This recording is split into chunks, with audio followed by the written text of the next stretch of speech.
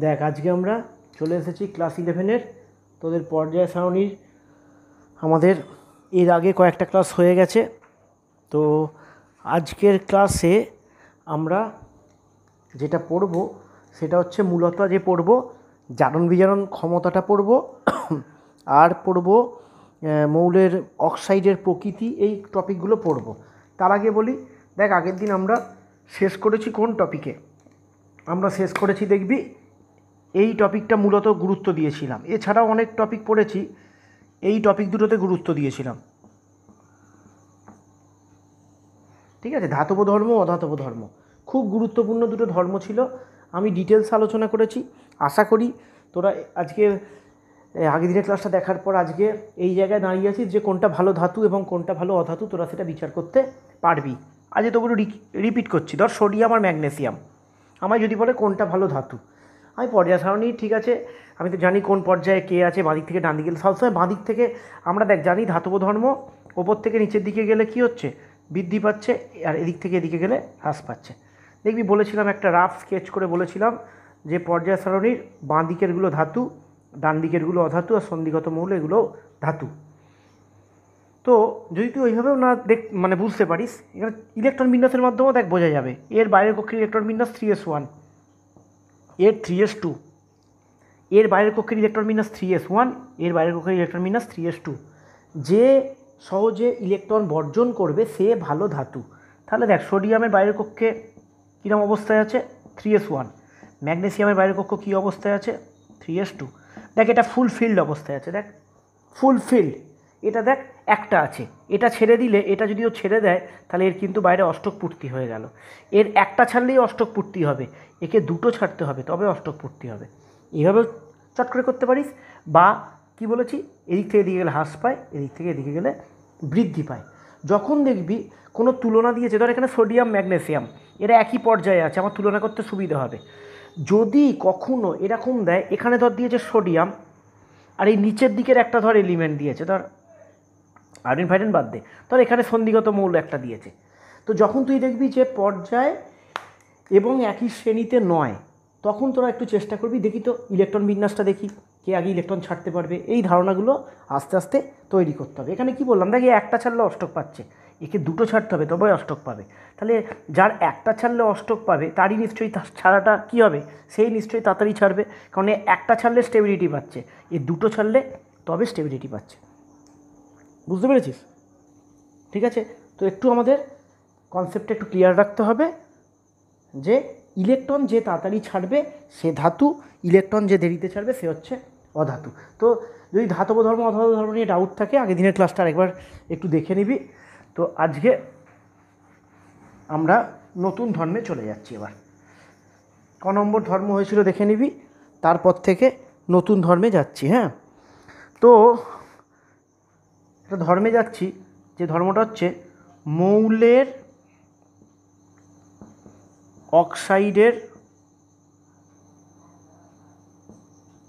অক্সাইডের প্রকৃতি। মৌলের অক্সাইডের প্রকৃতি, ঠিক আছে। তো মৌলের অক্সাইড কত প্রকার হয়? মৌলের অক্সাইড মূলত তিন প্রকৃতির হয়। একটা হচ্ছে ক্ষারীয় অক্সাইড, আম্লিক অক্সাইড আর উভধর্মী অক্সাইড। ক্ষারীয় অক্সাইড, আম্লিক অক্সাইড আর উভধর্মী অক্সাইড। ঠিক আছে, মানে তোরা হয়তো বুঝতে একটু অসুবিধা হবে, এগুলো ক্লাস 9-এ আমার যতদূর মনে পড়ছে ছিল এইগুলো। দেখ আম্লিক অক্সাইডটা উদাহরণ দিই, তোদের মনে হবে না স্যার আম্লিক অক্সাইডটা কী? ধর আম্লিক অক্সাইড, কার্বন ডাইঅক্সাইডটা হচ্ছে কিছুটা আম্লিক অক্সাইড, বা SO2টা হচ্ছে আম্লিক অক্সাইড। কেন আম্লিক অক্সাইড? এরা জলের সঙ্গে বিক্রিয়া করে অম্ল তৈরি করবে, মানে অ্যাসিড তৈরি করবে। এরা জলের সঙ্গে এই অক্সাইডগুলো বিক্রিয়া করে অ্যাসিড তৈরি করবে। CO2 জলের সঙ্গে বিক্রিয়া করে তৈরি করবে H2CO3। ঠিক আছে, তো এই জাতীয় এরা অ্যাসিড তৈরি করে, মানে যে অক্সাইডগুলো জলের সঙ্গে বিক্রিয়া করে অ্যাসিড তৈরি করছে। ঠিক আছে, আম্লিক অক্সাইড। তো ঠিক আছে, ওই প্রসঙ্গে যাব না, আমি এখানে তোদের চেনাবো যে কোন অক্সাইডগুলো আম্লিক প্রকৃতির হয়, কোন অক্সাইডগুলো ক্ষারীয় প্রকৃতির হয়। ঠিক আছে। ক্ষারীয় অক্সাইড বা ক্ষারকীয় অক্সাইড কোনগুলো হবে? ধাতব মৌলের অক্সাইড, মানে ধাতুর অক্সাইডগুলো ক্ষারীয় প্রকৃতির হয়, আর অধাতুর অক্সাইডগুলো কী প্রকৃতির হয়? আম্লিক প্রকৃতির হয়। আর উভধর্মী কোনগুলো হবে? ধাতুকল্পের, মানে যাদের যে মৌলগুলোর কিছুটা ধাতুর গুণও আছে আবার কিছুটা অধাতুর গুণও আছে তাদেরকে আমরা বলি ধাতুকল্প। না ধাতু না অধাতু, দুজনকারই গুণ আছে। যেমন আর্সেনিক, অ্যান্টিমনি, এগুলো দেখবি তোরা পড়েছিলিস আগে হয়তো, ঠিক আছে। তো উভধর্মী অক্সাইড যাদের উভয় ধর্মই আছে, ক্ষারীয় অক্সাইডেরও ধর্ম আছে, আম্লিক অক্সাইডেরও ধর্ম আছে। তাহলে কি হলো? ধাতব মৌলের অক্সাইডগুলো ক্ষারীয় অক্সাইড। এইবার দেখ, ধর আমাকে বিচার করতে বলেছে, দুটো অক্সাইড ধর আমায় দিয়েছে। ধর একটা অক্সাইড দিয়েছে Na2O, একটা অক্সাইড দিয়েছে MgO। আমায় বলতে বললো যে কোন অক্সাইডটার মানে ক্ষারীয় ধর্ম, কোন অক্সাইডটার ক্ষারীয় ধর্ম বেশি। আমি এখানে কি লিখেছি ভালো করে দেখ, ধাতব মৌলের অক্সাইডগুলো ক্ষারীয় অক্সাইড। তাহলে যে মৌলটার ধাতব ধর্ম বেশি তার অক্সাইডের ক্ষারীয় ধর্ম বেশি। বোঝা গেল? দেখ লেখা আছে, আবার বলছি, ধাতব মৌলের অক্সাইড এগুলো হচ্ছে ক্ষারীয় অক্সাইড। আচ্ছা, আমি এটাকে একটা নতুন হেডিং করে এবার দেখাই। মোটামুটি একটা ছকে দেখালাম। এগুলো হচ্ছে ধাতব মৌলের অক্সাইডগুলো হচ্ছে ক্ষারীয় অক্সাইড, অধাতু অক্সাইডগুলো হচ্ছে আম্লিক অক্সাইড। ঠিক আছে? তো এবার আমি তোদের চলে যাই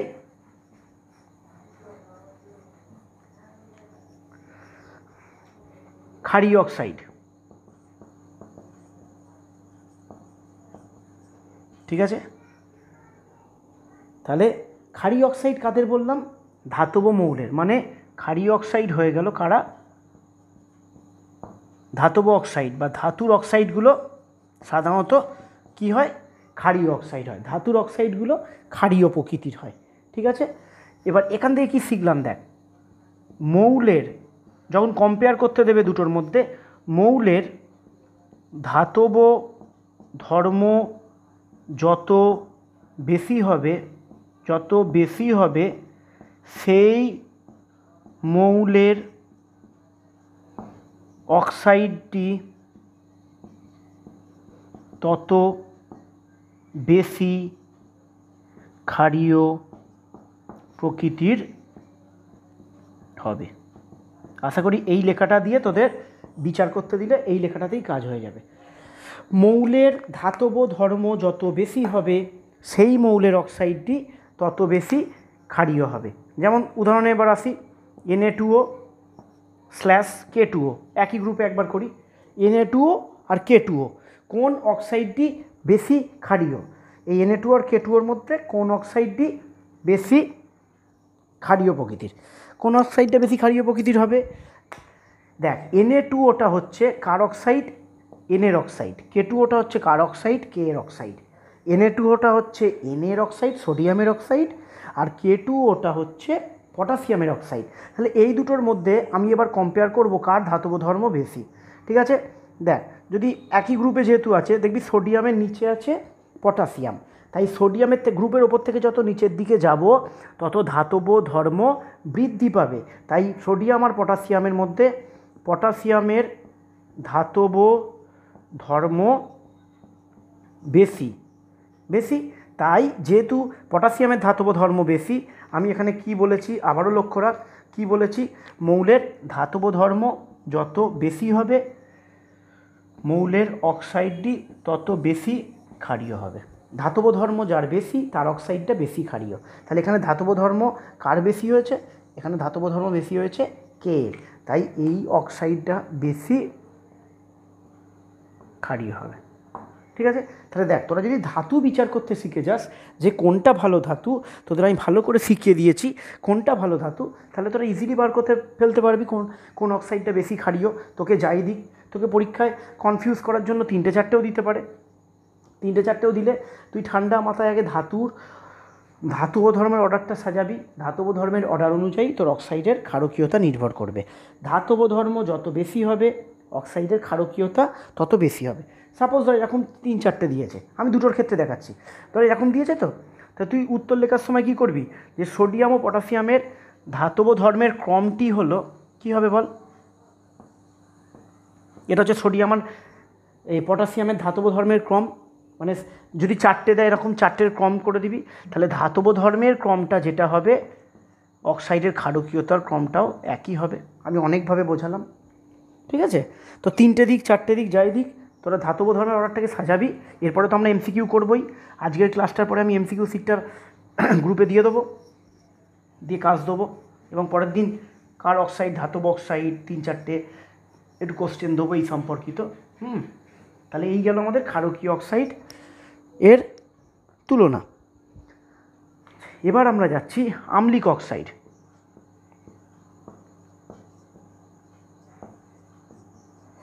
আম্লিক অক্সাইড, আম্লিক অক্সাইড কার অক্সাইডগুলো হবে, অধাতুর অক্সাইডগুলো আম্লিক অক্সাইড হবে। তাহলে এখানে কি লিখব, যে মৌলের অধাতব ধর্ম যত বেশি হবে তার আম্লিক ধর্ম তত কী হবে, বেশি হবে। যে মৌলের অধাতব ধর্ম যত বেশি হবে সেই মৌলটার অক্সাইডটা কী হবে, তত আম্লিক প্রকৃতির হবে। এইবার এই জায়গাটায় আমি একটা তোদের নতুন বিচার করার পদ্ধতি শেখাবো। এটা জয়েন্টের জন্য বা এইচএস বা ধর নিট এই ধরনের পরীক্ষার জন্য কিন্তু এই ট্রিকটা কাজে লাগবে। হ্যাঁ, এটা একটু মন দিয়ে শিখবি। যাচ্ছি, এই ট্রিকটায় যাচ্ছি। তার আগে বলি আমি কি শিখলাম, যে মৌলের অক্সাইড তার অধাতব ধর্ম যত বেশি হবে অক্সাইডটা তত আম্লিক হবে। ঠিক আছে, ধর তোদের দিয়েছে দুটো, একটা দিয়েছে P2O5 আর একটা দিয়েছে N2O5। ঠিক আছে, এই দুটো অক্সাইড দিয়েছে, বলেছে কোন অক্সাইডটা বেশি আম্লিক প্রকৃতির হবে। তাহলে আমরা কি শিখেছি, আমরা এতক্ষণ শিখেছি যে এই অক্সাইডটা কার অক্সাইড, ফসফরাসের অক্সাইড। এই অক্সাইডটা কার অক্সাইড, নাইট্রোজেনের অক্সাইড। দুটো আছে না 3টে আছে, মাথা ঘামাতে হবে না। এই অক্সাইডটা কার অক্সাইড, ফসফরাসের। এই অক্সাইডটা কার অক্সাইড, নাইট্রোজেনের। এবার আমরা বিচার করব যে ফসফরাস আর নাইট্রোজেন এদের মধ্যে কে ভালো অধাতু। যে ভালো অধাতু তার অক্সাইডটা বেশি আম্লিক হবে। আমার বিচার করতে হবে ফসফরাস আর নাইট্রোজেনের মধ্যে কে ভালো অধাতু। নাইট্রোজেনের এই জন্য বলেছিলাম পর্যায়সারণীটা একটু আস্তে আস্তে মুখস্থ করে নিতে হবে। নাইট্রোজেনের তলায় আছে ফসফরাস, একই গ্রুপে নাইট্রোজেনের তলায় আছে ফসফরাস। এবার তোরা ধাতব ধর্ম বিচার করা শিখেছিস যে ধাতব ধর্ম কোনো গ্রুপের ওপর থেকে নিচের দিকে গেলে বৃদ্ধি পায়। ধাতব ধর্ম ওপর থেকে নিচের দিকে গেলে বৃদ্ধি পায়। তাহলে সামনে যদি বসিয়ে দিই অধাতব ধর্ম, তাহলে ওপর থেকে নিচের দিকে গেলে কী হবে, হ্রাস পাবে। ধাতব ধর্ম ওপর থেকে নিচের দিকে গেলে বৃদ্ধি পায়, তাহলে অধাতব ধর্ম ওপর থেকে নিচের দিকে গেলে কী হবে, হ্রাস পাবে। তাহলে নাইট্রোজেন আর ফসফরাসের মধ্যে অধাতব ধর্ম কার বেশি, নাইট্রোজেনের অধাতব ধর্ম ফসফরাসের থেকে বেশি। তাই নাইট্রোজেনের অক্সাইডটা কী হবে, বেশি আম্লিক প্রকৃতির হবে। আশা করি পরিষ্কার বোঝা গেছে। যেগুলোই তুলনা দেবে, দুটো দিয়ে আমি করালাম, 3টে 4টে যাই দেবে বা এমসিকিউ যদি দেয়, তোরা দেখবি কার অক্সাইড, ফসফরাসের অক্সাইড, নাইট্রোজেনের অক্সাইড, তারপর ধর সালফারের অক্সাইড, এরম আছে। তো এইগুলোর মধ্যে যার দেখবি অধাতব ধর্ম বেশি, সেই অক্সাইডটা বেশি আম্লিক প্রকৃতির হবে। ঠিক আছে, এইবার এইটার দিকে আমি যাব যে কি বলতে চাইলাম। একটা নতুন একটু জিনিস একটু মুখস্থ রাখতে হবে তোদের। তো ধর পরীক্ষায় এরকম দিয়েছে 5 মিশেলি দিয়েছে, একটা দিয়েছে, এটা তো সোজা দেখালাম একই গ্রুপে, একটা ধর দিয়েছে N2O5, একটা দিয়েছে SO2, আর একটা দিয়েছে P2O5, একটা দিয়েছে ধর Cl2O। দেখ একটা ডিফারেন্ট মিশিয়ে দিয়েছে মনে হচ্ছে, দেখ একটা নাইট্রোজেনের, একটা সালফারের, একটা ফসফরাসের, একটা ক্লোরিনের, এরকম ধর মিশিয়ে দিয়েছে। তো এটা নাইট্রোজেনের অক্সাইড, সালফারের অক্সাইড, ফসফরাসের অক্সাইড, ক্লোরিনের অক্সাইড। তো তোদেরকে আমি সবসময় বলি যে গ্রুপ 1, গ্রুপ 2 এবং এর সাথে সাথে ডান দিকে কী করবি, একটুখানি এটা লেখা একটু প্র্যাকটিস করবি মাঝে মাঝে। যারা করে ফেলতে পারবি তারা জানবি জয়েন্টের জন্য অনেকটা এগিয়ে গেলি। হিলিয়াম, নিয়ন, আর্গন, ক্রিপ্টন, জেনন, রেডন, রেডনটা না লিখলেও চলে, ঠিক আছে। কীভাবে লিখছি দেখ না, আমার লেখাটা দেখতে দেখতেই হয়ে যাবে। এবার দেখ নিয়নের আগে কোন গ্রুপ আছে, ফ্লোরিন, এটা তোর দেখ মুখস্থ, ফ্লোরিন, ক্লোরিন, ব্রোমিন, আয়োডিন, মুখস্থ। আচ্ছা এটা কতদিন টাইম লাগবে দেখ, অক্সিজেন, অক্সিজেনের নিচে থাকে সালফার, এটুকু তোরা জানিস, অক্সিজেন সালফার, এই দুটো কষ্ট করে মনে রাখতে হবে, সেলেনিয়াম টেলুরিয়াম, সেলেনিয়াম টেলুরিয়াম। আচ্ছা অক্সিজেন আগে আছে নাইট্রোজেন, নাইট্রোজেনের তলায় থাকে ফসফরাস, এই দুটো মনে থাকে, nitrogen phosphorus. Arsenic, antimony, bismuth, ধাতু গল্পের নাম দেখবি পড়েছিস নিচু ক্লাসে, আর্সেনিক, অ্যান্টিমনি, বিসমাথ। তো মোটামুটি এই সারিটা একটুখানি মনে রাখতে পারলে সুবিধা হবে। আর তুই ক্লাস 11-এ তোরা বোরন ফ্যামিলি পড়বি, বোরন পরিবার পড়বো আর কার্বন পরিবার পড়বো, তখন এগুলো মুখস্থ হয়ে যাবে। আপাতত এটা করি না, এটা 12-এ আছে, মনে রাখি। আচ্ছা এবার ধর দিয়েছে তোদের এই টাইপের দিয়েছে, ঠিক আছে। তো এই টাইপের দিয়ে বলেছে কোনটা ভালো আমলি। আমি জয়েন্টের জন্য যেটা বলবো, এই আঁকাগুলোকে আমি প্রত্যেক বছর জয়েন্টের আগে তোদের এখনই বলে দিচ্ছি, যখনই কোনো কম্পিটিটিভ পরীক্ষা দিতে যাবো, question paper answer script fill up হয়ে যাওয়ার পরেই কোশ্চেন পেপারের সাইডে ছোটো ছোটো করে পেন্সিলে হোক, গোটা পর্যায় সারণী তো রাখতে হচ্ছে না, এই জিনিসটা এখানে পি ব্লক এলিমেন্টটা, পি ব্লক এলিমেন্টটা এখানে, এস ব্লক এলিমেন্টটা এখানে, এগুলো এঁকে রাখ বা যে যতটা পারছিস এইটুকু দিয়ে দেখবি অনেক কাজ মিটে যাবে। অনেক এমসিকিউ এর উত্তরের সময় তোকে তখন আর ভাবতে হবে না, তুই যদি টাইমটা বাঁচিয়ে পেন্সিলে ছোটো ছোটো করে একটু এঁকে রেখে দিস সুবিধা। এবার তুই যদি বলিস স্যার আমার মুখস্থ আছে আঁকতে হবে না, না আঁকাটা জরুরি। কেন জরুরি দেখ, এখানে যদি তোকে এরকম হ্যাপাজ্যাট একটা কোশ্চেন দেয়, মানে দেখ এখানে নাইট্রোজেনের অক্সাইড, এটা দেখ এটা নাইট্রোজেনের, তারপরটা দেখ কার অক্সাইড, সালফারের, তারপরটা দেখ কার অক্সাইড, ফসফরাসের, তারপরটা দেখ কার অক্সাইড, ক্লোরিনের। তারপর দেখ মিশিয়ে দিয়েছে তো কীরকম একটা, তাই না, কীরকম একটা মিশিয়ে দিয়েছে। এবার এরকম আমি এটা জাস্ট উদাহরণ দিচ্ছি, এটা এরকম দিয়ে তোকে ধর বললো যে কোন অক্সাইডটি সবথেকে তীব্র আম্লিক প্রকৃতির, যদি এরকম দেয় তো তার জন্য আমি তোকে বলে দিচ্ছি যেটা পরের ক্লাসে করাবো, আমি পরের ক্লাসে করাবো, দেখবি ধাতুটা তোরা খুব সহজেই বিচার করতে পারছিস, কিন্তু অধাতু বিচার করার সময় অনেক সময় অসুবিধে হয়, বিশেষ করে এই জায়গাটা একটা অসুবিধে হয় যে কোনটা ভালো অধাতু, ঠিক আছে। কিরম অসুবিধে হয়, একটা গ্রুপে দিলে কোনো অসুবিধে নেই, ধর ফ্লোরিনের থেকে ক্লোরিন, ফ্লোরিনের থেকে ক্লোরিন ওপর থেকে নিচের দিকে গেলে ধাতব ধর্ম বাড়ে, অধাতব ধর্ম কমে, তাই এটা বাজে অধাতু, এটা ভালো অধাতু, এটা নিয়ে কোনো সমস্যা নেই। তোকে তো আমি ফট করে জিজ্ঞেস করলাম যে নাইট্রোজেন আর সালফার এর মধ্যে কোনটা ভালো অধাতু, তখন আমরা কি করে বাঁচবো, ইলেকট্রন ছাড়ার উপায় দিয়ে ইলেকট্রন ছাড়ার উপায় দিয়ে আমরা ধাতব ধর্মটা টুক করে বার করতে পারবো। কিন্তু ধর তোকে দিল কার্বনের সঙ্গে সালফার, কে ভালো অধাতু, এইগুলো বিচার করাটা একটু হয়তো অসুবিধায় পড়তে পারিস। তো পরের দিন একটা টপিক পড়াবো যেটা তোরা মাধ্যমিকে পড়ে এসছিস, যেটা হচ্ছে ইলেকট্রোনেগেটিভিটি, ঠিক আছে। আজকে মাথায় ঢুকিয়ে নে ভালো করে, ধাতু সমান হচ্ছে ইলেকট্রোপজিটিভ, বুঝতেই পারছিস, তড়িৎ ধনাত্মক, ইলেকট্রোপজিটিভ ধাতুগুলো, আর অধাতু মানে হচ্ছে ইলেকট্রোনেগেটিভ, মানে যে মৌলের ইলেকট্রোনেগেটিভিটি বেশি তার অধাতব ধর্ম বেশি, ইলেকট্রোনেগেটিভিটি বেশি হলে তার অধাতব ধর্ম বেশি হয়। এবার আমি ছাত্রদের পরামর্শ দিই, পরের দিন যখন ইলেকট্রোনেগেটিভিটি পড়াবো আমি তখন তোদের ইলেকট্রোনেগেটিভিটি বোঝাবো, তারপরের দিন এটা করবি, কিন্তু এটা তোকে করতে হবে পরে।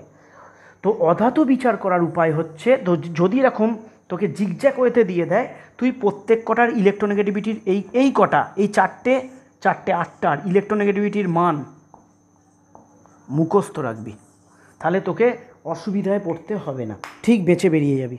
যতই এ গ্রুপ ও গ্রুপ দিক তুই ঠিক বেঁচে বেরিয়ে যাবি। ইলেকট্রোনেগেটিভ পরের দিন পড়াবো, মানগুলো মুখস্থ ছাড়া তো আপাতত উপায় নেই, তড়িৎ ঋণাত্মকতা ওই কটার মুখস্থ রাখবি, ঠিক আছে। ওই কটার মুখস্থ রাখলে তোর কিন্তু খুবই সুবিধা হবে। তো বইতেও দেখবি এরকম ছকে কিছু পরের দিন দেখতে পাবি, পড়াবো আবার পাউলিং স্কেলে এরকম ছকে কিছু ইলেকট্রোনেগেটিভিটির মান দেখবি আর দেয়া আছে। নাইট্রোজেনের 3, সালফারের 2.5। দেখ মানটা না দেখলে তুই তো বুঝতে পারবি না যে কোনাকুনি বাড়ছে না কমছে। তো মানটা মুখস্থ রাখবি আর মাথায় ভালো করে ঢুকিয়ে নিবি যে অধাতু মানে হচ্ছে ইলেকট্রোনেগেটিভ। এটার তো সেরকম মান আমরা পাবো না এখন। তো ইলেকট্রোনেগেটিভিটি দিয়ে তুই কিন্তু বিচার করে দিতে পারবি। তুই বাড়িতে লিখে রাখবি এই লাইনটা, যে মৌলের ইলেকট্রোনেগেটিভিটির মান বেশি হবে সেই মৌলের অধাতব চরিত্র বেশি হবে। ঠিক আছে? তো এই 4টে 8টা একটু করে রাখবি, তার বেশি করতে পারলে তো ভালোই, চেষ্টা করবি করে রাখার। যার ইলেকট্রোনেগেটিভিটির মান বেশি হবে সে অধাতু হবে, যার ইলেকট্রোনেগেটিভিটির মান কম হবে সেগুলো ধাতু হবে। ইলেকট্রোনেগেটিভিটির মান কম মানেই সেগুলো কী হয়ে যাবে? Electro positive. ঠিক আছে? তো ইলেকট্রোনেগেটিভিটির ডিটেলসে তো পড়াবোই, এই ট্রিকটা বলে রাখলাম, পরের দিন ইলেকট্রোনেগেটিভ পড়াবো এবং তোরাও পড়েছিস। আচ্ছা, এই গেল তাহলে আমাদের আজকে ধাতব এবং ধাতব অক্সাইড, আম্লিক অক্সাইড, এই অক্সাইডগুলো গেল। আচ্ছা, এবার যাই উভধর্মী অক্সাইড। উভধর্মী অক্সাইডটা তোরা যেটা করবি সেটা হচ্ছে খাতাতে একটা ধাতব অক্সাইড অধাতব অক্সাইড মানে বার করতে পারবি তুই। হ্যাঁ, উভধর্মী অক্সাইড বলে কিছু করার দরকার নেই। কী করবি শোন, উভধর্মী অক্সাইড এরকম একটা কলাম করে রাখবি, কয়েকটি উভধর্মী অক্সাইডের উদাহরণ, কয়েকটি উভধর্মী অক্সাইডের উদাহরণ। এবার তুই বইতে ছায়া বল, সাঁতরা বল, যেখানেই দেখবি যে উভধর্মী অক্সাইডের উদাহরণ আছে সেই উদাহরণগুলোকে এখানে লিখে রাখবি। কেন বলছি কথাটা, উভধর্মী অক্সাইডগুলো না ওরম গ্রুপ দেখে বা পর্যায় দেখে বিচার করা যায় না, যে যতই বলুক ওগুলোকে না ওইভাবে বিচার করা যায় না। তো আমি তোকে জয়েন্টের জন্য ভালো আইডিয়া যেটা বলবো, উভধর্মী অক্সাইডের যেখানেই দেখবি যে এটা উভধর্মী অক্সাইডের উদাহরণে লেখা আছে সেই উদাহরণটাকে এখানে তুলে দিবি, দিয়ে একদম সব শেষে জয়েন্টের আগে এই উভধর্মী অক্সাইডের নামগুলোকে একটুখানি দেখে নিবি। ঠিক আছে? কেন বলতো, উভধর্মী অক্সাইড না কোনো গ্রুপের উপর থেকে নিচের দিকে গেলে বা বাঁদিক থেকে ডান দিকে গেলে অনেক সময় না কিছু চেঞ্জ আসে, যার কারণে তুই হয়তো চোখে দেখে মনে করবি যে এটা ধাতব অক্সাইড, কিন্তু দেখবি ওটা আদপে হচ্ছে হয়তো উভধর্মী অক্সাইড। এরকম কিন্তু উদাহরণ কিন্তু তোরা পেতে পারিস। যেমন ধর আমি তোকে বলছি, তোকে যদি ফট করে আমি জিজ্ঞেস করি Al2O3, তোর দেখবি মনে হবে অ্যালুমিনিয়াম, স্যার অ্যালুমিনিয়াম তো ধাতু, তাহলে এই অক্সাইডটা মানে ক্ষারীয় অক্সাইড হবে। কিন্তু না, এই অক্সাইডটা বইয়ের উদাহরণে দেখবি এই অক্সাইডটা কিন্তু লেখা আছে উভধর্মী অক্সাইড। তাহলে তোদের কি বলবো, তোদের যেটা বলছি যে উভধর্মী অক্সাইডের উদাহরণগুলোকে 1, 2, 3 করে লিখে রেখে দিবি, পরে দেখা যাবে, মুখস্থ করে নেবো। ঠিক আছে? এবার আমরা চলে যাব জারণ ও বিজারণ ক্ষমতায়। জারণ ও বিজারণ ক্ষমতা। তো প্রথমে আমরা একটু জারণ জিনিসটা কি, জারণ জিনিসটা দেখ, তোরা দেখে এর আগে নিচু ক্লাসে নিশ্চয়ই পড়েছিস যে এইটাকে আমরা বলি জারণ। ইলেকট্রন বর্জন করলে তাকে আমরা বলি জারণ, আর বিজারণ কি, ইলেকট্রন গ্রহণ করলে তাকে আমরা বলি বিজারণ। ঠিক আছে? তো এটা পড়েছিলাম, ইলেকট্রন গ্রহণ মানে ইলেকট্রন বর্জন ইজ ইকুয়াল টু জারণ। খুব মন দিয়ে দেখতে হবে, খুব কেয়ারফুল, নইলে কিন্তু তোর আগামী দিনেও খারাপ হবে। ইলেকট্রন বর্জন ইকুয়াল টু কি, জারণ, তাই তো? ইলেকট্রন ত্যাগ বা ইলেকট্রন বর্জন মানে হচ্ছে জারণ, আর ইলেকট্রন গ্রহণ মানে হচ্ছে বিজারণ। ঠিক আছে? এবার একটা জিনিস বলি ভালো করে শোন, যেটা হচ্ছে ধর আমরা অনেককে বলি যে এই ছেলেটা খুব পরোপকারী। ঠিক আছে? তার মানেটা কি? পরোপকারী মানে হচ্ছে যে অন্যের উপকার করে, যে অন্যের উপকার করে। ঠিক আছে? তেমনি ইলেকট্রন বর্জন মানে হচ্ছে কি করছে, তার নিজের জারণ হচ্ছে। ঠিক আছে?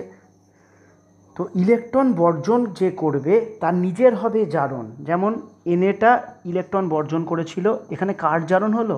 এখানে এনের জারণ হয়েছে।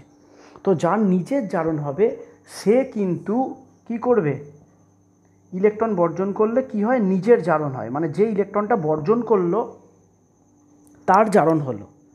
নিজের জারণ হলে সে অন্যকে কি করবে, অন্যকে বিজারিত করবে। নিজে জারিত হওয়া মানে কি? অন্যকে বিজারিত হওয়া। দেখবি এরকম বিক্রিয়া তোরা শুনেছিস, জারণ ও বিজারণ সবসময় যুগপদ ঘটে বা একই সঙ্গে ঘটে। দেখবি এটা থেকে এটা যদি জারণ হয়, হ্যাঁ, এটা থেকে এটা যদি জারণ হয়, তাহলে এটা থেকে এটা অবশ্যই কী হবে? বিজারণ হবে। ঠিক আছে? তার মানে ইলেকট্রন বর্জন, এটার মানে হচ্ছে নিজের জারণ হলো। যে ইলেকট্রনটা বর্জন করলো, মানে এখানে যদি বলি এখানে কার জারণ হয়েছে? এনের জারণ হয়েছে। তাহলে ইলেকট্রন বর্জন করা মানে নিজের জারণ। নিজের জারণ হলো যেই, দেখ এখানে এ থেকে সি এর জারণ হলো, এ থেকে সি এর জারণ হলো। তো এই এ থেকে সি এর যে জারণ হলো, আর বি থেকে ডি এর কী হয়েছে?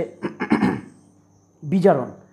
এই এ থেকে সি এর যে জারণটা হলো, এই এটা নিজে জারিত হয়ে অন্যকে বিজারিত করলো। মানে এর যেই বিজারণটা হচ্ছে না, এর যেই বিজারণটা হচ্ছে, সেই বিজারণটা ঘটাচ্ছে কে? সেই বিজারণটা ঘটাচ্ছে কিন্তু এ। তাহলে এখানে এটা হচ্ছে বিজারক দ্রব্য। তার মানে যার নিজের জারণ হয়, সব তথ্যগুলো লিখবি ভালো করে, এত কিছু বইতে লেখা থাকবে না। যার নিজের জারণ হয় সে অন্যকে বিজারিত করে। যেমন একটা উদাহরণ আরেকটা দিচ্ছি, দেখ এই দুটো বিক্রিয়া যদি বলিস, তাহলে এখানে এনের জারণ হয়েছে আর সিএলের হয়েছে কি? বিজারণ। এবার দেখ এই এনে যে ইলেকট্রনটা ছাড়লো, সেই ইলেকট্রনটা যদি সিএল নিল, দিয়ে সিএলের যদি বিজারণ হয়, সেই বিজারণটা ঘটলো কার জন্য? এই এনেটা ইলেকট্রনটা ছাড়লো বলে। তো তাহলে যার নিজের জারণ হচ্ছে সে তো ইলেকট্রন ত্যাগের মাধ্যমে জারিত হচ্ছে। সেই যে ইলেকট্রনটা ছাড়লো, সেই ইলেকট্রনটা অন্য কেউ নিয়ে সে নিজে বিজারিত হলো। তার মানে এখানে বি থেকে ডি এ যদি বিজারণ ঘটে, বি এর যে বিজারণটা ঘটছে, সেই বিজারণটা ইনডাইরেক্টলি ঘটাচ্ছে কে? কার জন্য ঘটছে? এর জন্য ঘটছে। মানে এ নিজে জারিত হচ্ছে, অন্যকে বিজারিত করছে, আবার এ নিজে বিজারিত হচ্ছে, অন্যকে জারিত করছে। তাই এখানে বিকে আমরা বলবো নিজে বিজারিত হচ্ছে, তাই বিকে আমরা বলবো জারক দ্রব্য। আমি অনেক কিছু বোঝাচ্ছি, এত কিছু হয়তো কোশ্চেন অ্যান্সার করতে নাও লাগতে পারে। আমি কনসেপ্টটা ক্লিয়ার করাচ্ছি, পরিষ্কার করবি কনসেপ্টটা, খুব ভাইটাল ক্লাস। তাহলে যে নিজে ইলেকট্রন ত্যাগ করবে তার নিজের জারণ হলো, যে ইলেকট্রন নিজে ছাড়লো তার জারণ হলো। যার নিজের জারণ হয় সে অন্যকে বিজারিত করে, আর যে অন্যকে বিজারিত করে তাকে আমরা কি বলি? তাকে আমরা বলি বিজারক দ্রব্য। যে অন্যকে বিজারিত করে তাকে আমরা বলি বিজারক দ্রব্য। ঠিক আছে? পুরো এই জিনিসটা, কনসেপ্টটা ক্লিয়ার রাখবি একদম। আমি এরকম ইচ্ছে করলে বলতে পারতাম, মুখস্থ করে নিবি যে ইলেকট্রন বর্জন করলে সে বিজারক দ্রব্য। টোটালটা ক্লিয়ার থাকলে ছবির মতো থাকবে যে ইলেকট্রন বর্জন করা মানে যে ইলেকট্রন বর্জন করছে তার নিজের জারণ হচ্ছে, তার যে নিজের জারণ হচ্ছে সে কি করছে? সে অন্যকে বিজারিত করছে। যে দেখ এখানে এই এক্সাম্পলটা দেখ না, এর জারণ হয়েছে, এই যে এর জারণ হয়েছে, এই নিজে জারিত হয়ে বিকে বিজারিত করতে এ সাহায্য করেছে। মানে এর এখানে যে জারণটা হয়েছে, যার নিজের জারণ হয় সে অন্যকে বিজারিত করে, এই বিজারণটাতে ও হেল্প করেছে। কে হেল্প করেছে? এটা। তাই এ এখানে কী দ্রব্য? বিজারক দ্রব্য। তার মানে তোরা মনে রাখবি, যার, এগুলো নিচু ক্লাসে পড়েছিস সংজ্ঞায়, যার নিজের জারণ হয়, যার নিজের জারণ হয় সে অন্যকে বিজারিত করে, সে হচ্ছে বিজারক দ্রব্য। এটাকে আবার বিজারক দ্রব্যটাকে অনেক সময় বলা হয় বিজারণ ধর্ম। বিজারণ ধর্ম, বিজারণ ধর্মও যা, বিজারক দ্রব্যও তাই। বিজারণ ধর্ম মানেও অন্যকে বিজারিত করা, বিজারণ ধর্ম মানেও অন্যকে বিজারিত করা। কিন্তু এই জায়গাটা কিন্তু অনেকের গণ্ডগোলটা হয় যে বিজারণ ধর্ম মানে নিজে বিজারিত হচ্ছে না। ওই যে এক্সাম্পলটা দিলাম, একটা ছেলে পর উপকারী মানে কি? মানে হচ্ছে সে পরের উপকার করে। ধর একজনকার বিজারণ ধর্ম আছে, আমি বললাম এর বিজারণ ধর্ম আছে, তার মানে কি? তার মানে হচ্ছে এ অন্যকে বিজারিত করে। এই বিক্রিয়াটায় এর কি ধর্ম আছে? এই বিক্রিয়াটায় এর বিজারণ ধর্ম আছে। এই বিক্রিয়াটায় এর কি ধর্ম আছে? এই বিক্রিয়াটায় এর বিজারণ ধর্ম আছে। কেন বিজারণ ধর্ম আছে? বিজারণ ধর্ম মানে কি? বিজারণ ধর্ম মানে হচ্ছে যে অন্যকে বিজারিত করে, নিজে নয়। এটা কিন্তু খুব গুলিয়ে যায়। ঠিক আছে? যে তোকে এরকম কোশ্চেন দিল যে এর বিজারণ ধর্ম আছে, এর অর্থ কী? তো তার অর্থ এই নয় যে ও নিজে বিজারিত হচ্ছে। বিজারণ ধর্ম মানে হচ্ছে, আবার বলছি, যে অন্যকে বিজারিত করায়। তার মানে বিজারণ ধর্ম মানে কি? বিজারণ ধর্ম মানে হচ্ছে যে নিজে জারিত হয় বা যার নিজের জারণ হয়। ঠিক আছে, তার মানে তোকে যদি পরীক্ষার কোশ্চেনে বিজারক দ্রব্য তোকে বলে এ একটি বিজারক দ্রব্য বা এর বিজারণ ধর্ম আছে, দুটো কিন্তু সেম। তার মানে কী শেখালাম? বিজারক দ্রব্যও যা, বিজারণ ধর্মও তাই। বিজারক দ্রব্য বা বিজারণ ধর্ম জিনিসটা কি, এই জিনিসটা আগে দেখ লেখা আছে। টোটাল আমি ছকের সাহায্যে লিখিয়ে বুঝিয়ে দিলাম। ঠিক আছে, আচ্ছা এবার যাব ইলেকট্রন গ্রহণে। যে ইলেকট্রন গ্রহণ করবে, যে ইলেকট্রন গ্রহণ করবে তার নিজের কি হবে? তার নিজের বিজারণ হবে, তার নিজের বিজারণ হবে। তার মানে সে অন্যকে কি করবে? সে অন্যকে জারিত করবে, অন্যকে জারিত করবে। আর অন্যকে যেটা করবে সেটাই তার ধর্ম। অন্যকে কি করবে? অন্যকে জারিত করবে।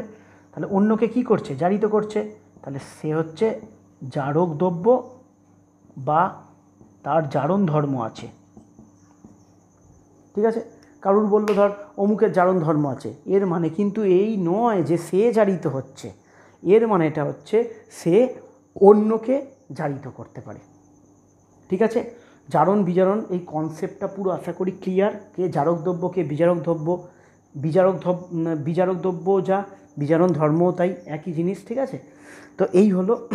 এবার আমরা বিচার করব যে কে ভালো বিজারক দ্রব্য আর কে ভালো জারক দ্রব্য। এখানে আমরা জারণ ক্ষমতা এবং বিজারণ ক্ষমতা পড়ছি। তার মানে কি পড়ছি দেখ, এটা আরেকটা ভাষা, জারণ ক্ষমতা বা বিজারণ ক্ষমতা। জারণ ক্ষমতা মানে হচ্ছে এই যে এইটাই হচ্ছে জারণ ক্ষমতা। জারণ ক্ষমতা মানে কি? জারণ ক্ষমতা মানে অন্যকে জারিত করা, জারণ ধর্ম মানে অন্যকে জারিত করা, জারক দ্রব্য মানে অন্যকে জারিত করা।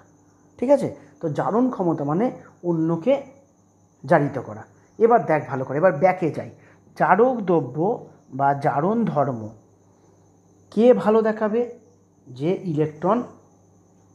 ইলেকট্রন সহজে গ্রহণ করবে, তাই তো? ইলেকট্রন গ্রহণ করবে মানে যে ইলেকট্রন গ্রহণ করবে সে জারক দ্রব্য বা জারণ ধর্ম দেখাবে। এবার তো দুটোর মধ্যে কম্পেয়ার করতে দিয়েছে, দুজনকার মধ্যে ধর কম্পেয়ার করতে দিয়েছে। ঠিক আছে, তো দুজনকার মধ্যে যদি কম্পেয়ার করতে দেয়, তাহলে এখান থেকে আমি যদি একটা কনক্লুশনে আসি, ইলেকট্রন গ্রহণ করলে তাদের কি ধর্ম দেখা যায়? তাদের কোনো মৌলের ইলেকট্রন গ্রহণের প্রবণতা যত বেশি হবে সেই মৌল তত শক্তিশালী জারক। কোনো মৌলের এটা হচ্ছে আসল কনক্লুশন, বই এইটুকু লিখেই ছেড়ে দিয়েছে, আমি টোটালটা তোদের বুঝিয়ে দিলাম যে কী করে হচ্ছে। কোনো মৌলের ইলেকট্রন গ্রহণের প্রবণতা, ইলেকট্রন গ্রহণের প্রবণতা যত বেশি হবে,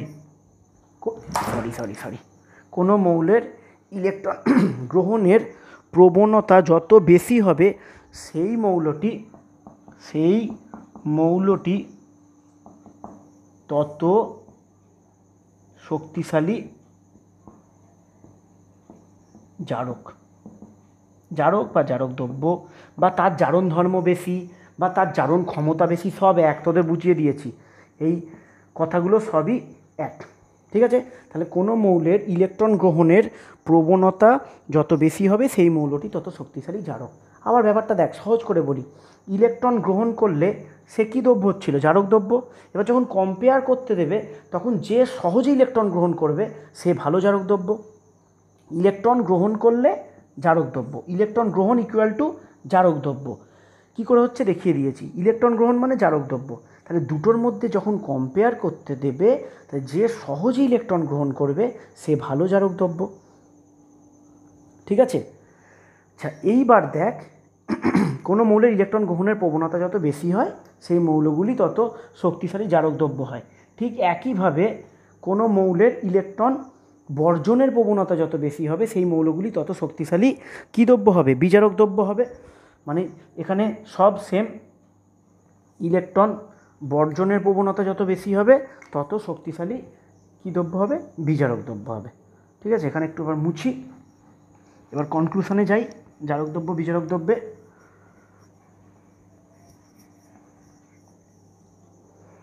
ইলেকট্রন সহজে গ্রহণ ইলেকট্রন সহজে যে গ্রহণ করবে, মানে যার ইলেকট্রন গ্রহণের প্রবণতা বেশি, সেটা কি হবে? শক্তিশালী জারক। ইলেকট্রন সহজে বর্জন, সে কি হবে? শক্তিশালী বিজারক। তাহলে জারক বিজারক বিচার করার এই ছোট্ট দুটো উপায়। ইলেকট্রন সহজে গ্রহণ করলে শক্তিশালী জারক, ইলেকট্রন সহজে বর্জন করলে শক্তিশালী বিজারক। এবার দেখ, আরও সহজে পড়িয়ে দিচ্ছি। এতক্ষণ যেগুলো বোঝালাম, কারোর যদি মনে হয় মাথার উপর দিয়ে যাচ্ছে, আমার শক্ত লাগছে স্যার, এই লাস্ট দুটো জিনিস বুঝে রাখ, তাহলেই হয়ে যাবে। দেখ, ইলেকট্রন সহজে বর্জন, আমি আগের দিন যেটা পড়িয়েছি, আজকেও শুরুতে বলেছি, ইলেকট্রন বর্জন করা মানে সে কি হয়? ভালো ধাতু হয়।